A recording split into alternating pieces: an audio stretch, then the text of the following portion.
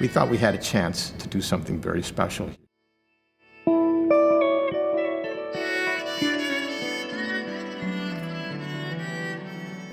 And that is to raise money for the many people in St. Louis and the St. Louis region who are out of work because of the pandemic, who work in live entertainment. We're talking about a staggering amount of people that are involved in producing a show. I don't care if it's at Busch Stadium or the Del Mar Hall, the checklist is the same. It's ticket takers, it's wait staffs, it's backstage crew, stagehands, lighting technicians, sound engineers, marketing people. Runs like a machine, but when you walk into a theater like the Sheldon here and it's empty, I begin to realize just how many people are affected by the shutdowns of these theaters. So we decided to create an entertaining video special. It's an hour and a half long, 90 minutes long, that shows St. Louis what does happen in a concert. For example, we went to the pageant and talked to Pat Hagan. He stood on this empty stage in this empty concert hall and pointed to, like, over there will be a guy mixing sound. There will be someone over there working lights and curtains. We have 4 full-time technical employees. We have got a production manager, a front of house engineer, a monitor engineer, and then a lighting director at front of house also. In addition to that, we have 4 to 10, sometimes 15 subcontractors serving as stagehands, riggers, spot operators. It's really an entertainment special. It's a show. It's not a streaming concert.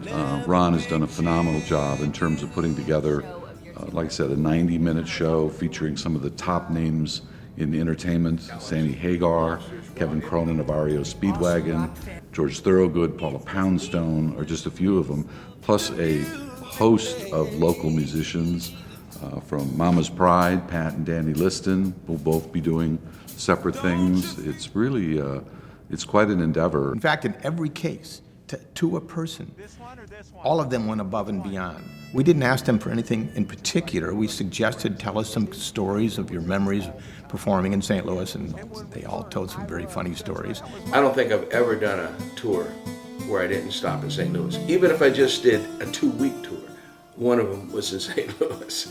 I think the most memorable thing that ever happened to me on a show in St. Louis was, I guess it was 79, 80, 81. I did Busch Stadium, the old Busch Stadium, the original one. And I had the song Red, was pretty much a hit. Trans Am was out at the time. So a guy had a Trans Am. So I borrowed his Trans Am and had a Z28 chase me into the stadium through the back. And behind the stage where you could see, everyone, the whole place could see, we spun circles around, tore up the damn lawn. I think I had to pay for it. And then stopped the car, jumped out of the T-top, ran up on stage, and went into the song Trans Am. And I just remember that by the time I got to the stage, I was so exhausted from what it took to jump out of that car and run about 100 yards up a ramp onto the stage, and then all of a sudden there's 44,000 people, and I'm going, I'm out of gas in the first song. Riverport, Hollywood Casino Amphitheater, the Muni, the Rep, the Sheldon, the Fox Theater, all of these and more, all the way down to the small dive bars on the east side, allowing us to use their space. And our plan is to give $1,000 grants to those that qualify in the St. Louis region, the St. Louis metropolitan area. You just simply go to keeplivealivestl.org and you can donate and see the special anytime for the next 6 months. You know, one of the ways we've tried to equate it is think of the money that you've not been spending to go to concerts, and now here's a way to repay those people that produced these shows for you over the years. Everyone who donated, everyone who shared a Facebook post, everyone who told their friends about it and watched it. We've created this kind of a community within the community to help our neighbors. Let's forget our goodbyes and how quickly time flies, because my friends, we're together again, yeah, tonight. Here we are. like before, together again tonight.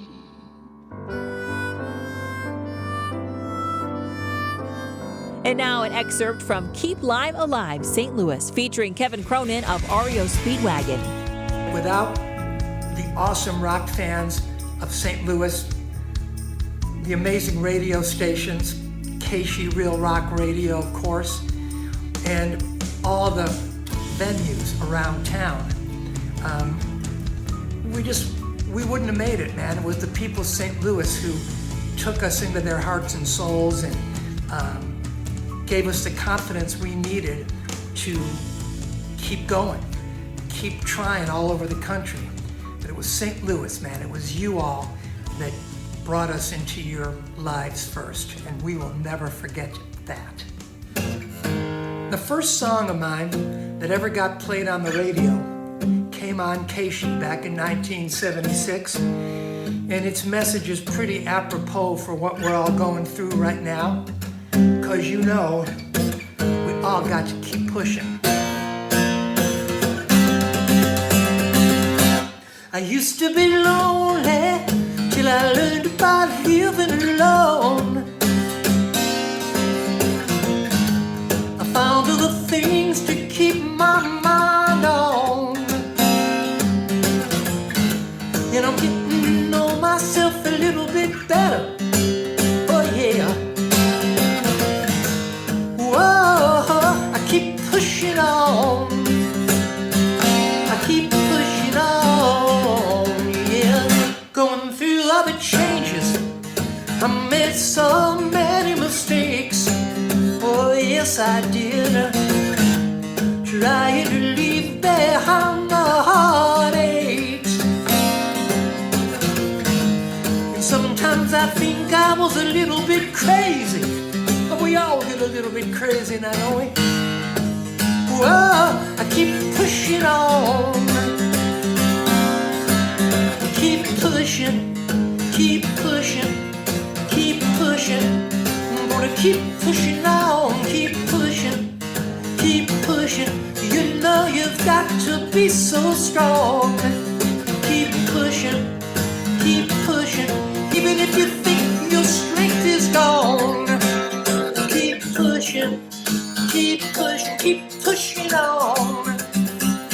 Oh yeah.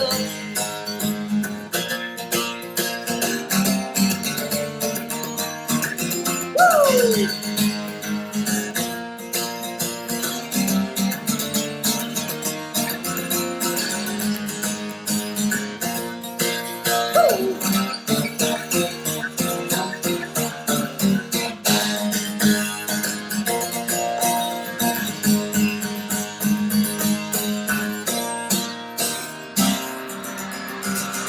Everybody's got to keep on pushing. That's what you got to do, St. Louis. Keep pushing. Stay strong. We'll be back. We miss you guys. We love you guys. Send in a little money to help our people out. And live music will return to St. Louis, baby. I promise. Woo!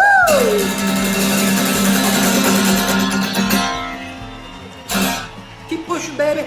Woo! To donate to Keep Live Alive St. Louis, visit keeplivealivestl.org.